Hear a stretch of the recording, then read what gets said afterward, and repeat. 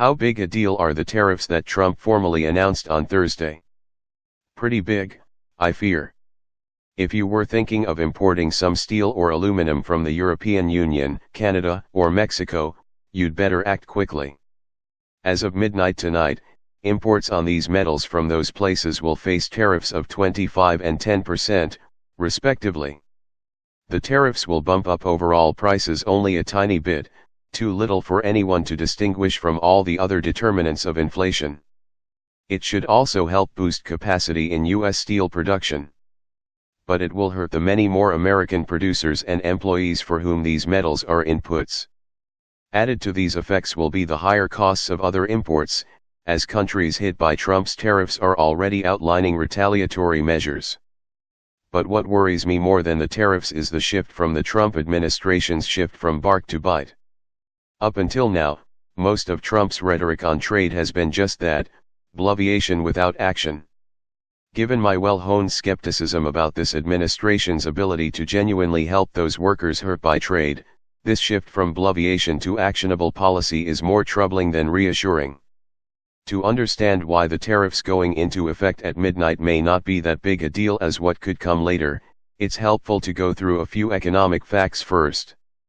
Steel and aluminum comprise less than 2% of our imports, while the prices of these metals will climb more noticeably. To get to the overall price effect, we must consider both the weight of these products in our price measures and the fact that only part of the price increase will get passed forward to purchasers. Goldman Sachs researchers ran the numbers and estimated that the steel tariffs will raise prices on steel by around 0.03 percentage points, 0.03%. The impact of the aluminum tariffs will be much smaller. I do worry a bit more about this fact.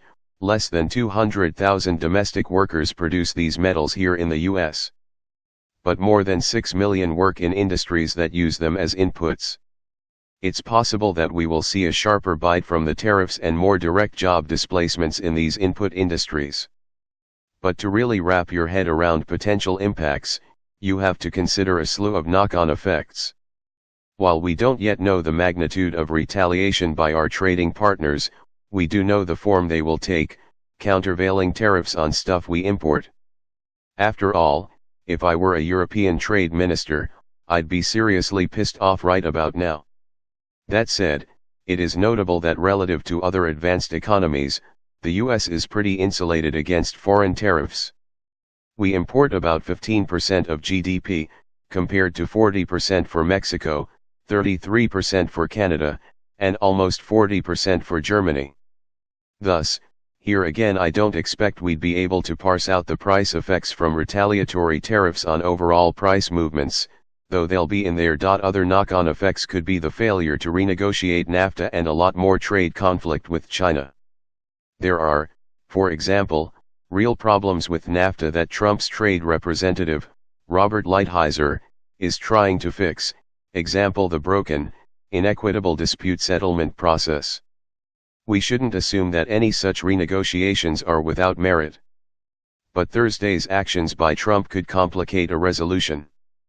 But as noted above, what I find most concerning is the prospect of Trumpian trade policy unleashed. Team Trump is trying to solve the right problem, helping people and places hurt by trade, with the wrong solution, one on which Trump is now likely to double and triple down. Trump lives for this sort of fight, and I can easily see him dialing up the disruption to no good end from the perspective of workers who need the help. This is a potentially costly loss. I've never turned a blind eye to the downsides of global trade. I have long argued that not only is the benign view that trade is all upside wrong, there are people and places here who've been lastingly hurt by our persistent trade deficits in manufactured goods, but that the complacency of elites paved the way for a faux populist like Trump. History is clear on this point. A reliable way to fuel nationalistic, insular politics of the type exemplified by these tariffs is to ignore the downsides of disruptive economic change. All of which is to say, I don't have a knee-jerk, negative response to interventions in this space that many of my colleagues immediately label as crass, destructive protectionism. It's just that these tariffs and their phony national security rationale won't come close to helping most workers displaced by imbalanced trade.